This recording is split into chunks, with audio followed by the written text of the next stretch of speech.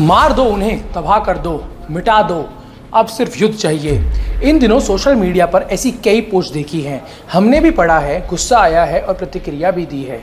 लेकिन अब थोड़ा सोचिए, थोड़ा समझिए। युद्ध की मांग मत कीजिए अगर आप उसके परिणाम नहीं समझते। सच्चाई ये है, इस समय भारत को और खासकर मोदी सरकार को युद्ध की नहीं, सहनशीलता और रणनीति की जरूरत है।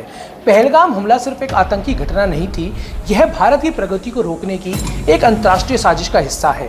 ध्यान दीजिए इन घटनाओं पर। किसान आंदोलन, भारत को भीतर से तोड़ने की कोशिश की गई, सरकार ने संयम रखा, समाधान निकाला और साजिश विफल हुई। सीएए और शाहीन बाग में दंगे भड़काए गए, मीडिया का इस्तेमाल हुआ, सरकार फिर भी जाल में नहीं फंसी। मणिपुर की हिंसा, 1 साल तक माहौल बिगाड़ने की कोशिश हुई, सरकार ने गोली नहीं चलाई, समाधान खोजा। बांग्लादेश में हिंदुओं की हत्याएं, भारत को उकसाने का प्रयास, लेकिन जवाब दिया गया चुपचाप, ठोस और रणनीतिक रूप से। अब की साजिश को समझिए। अमेरिका ने पाकिस्तान को $400 मिलियन की सहायता दी। पाकिस्तानी प्रधानमंत्री और आर्मी चीफ सऊदी अरब गए। पीओके में हमास और पाक आतंकी एक साथ बैठे।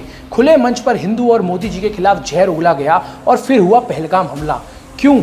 ताकि देश में सांप्रदायिक तनाव बढ़ाया जाए, हिंदू मुस्लिम टकराव कराया जाए और भारत को अंदर से ही तोड़ा जाए। समय का संयोग देखिए, हमला तब हुआ जब मोदी जी सऊदी अरब में थे, अमेरिका का उपराष्ट्रपति भारत में मौजूद थे। America, Canada, Germany, France, UK ने कहा भारत जो एक्शन लेगा हम साथ हैं, मतलब भारत युद्ध करे ताकि वहीं फंसा रहे। पाकिस्तान खुलकर भारत को धमका रहा है, अगर भारत ने पानी रोका तो इसे युद्ध माना जाएगा। विदेशी ताकतें, आतंक समर्थक देश सब चाहते हैं कि भारत युद्ध करे और खुद बर्बाद हो।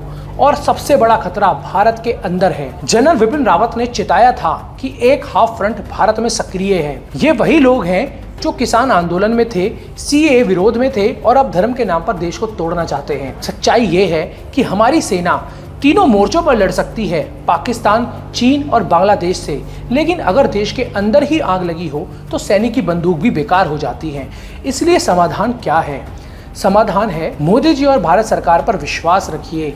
इन्हीं लोगों ने बिना युद्ध के दुश्मनों को झुकाया है। पानी रोको, पाकिस्तान खुद झुकेगा।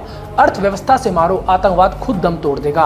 भारत की ताकत उसकी सोच है, उसकी नीति है और यही नीति देश को बचाएगी और जिताएगी और आतंकवाद को हराएगी। वैसे भी मोदी जी ने तीनों सेनाओं को खुली छूट दे दी है।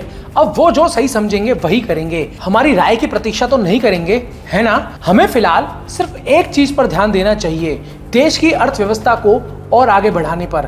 बाकी जो करना है वो मोदी जी और हमारी सेना कर ही लेगी, ठीक, सटीक और समय पर।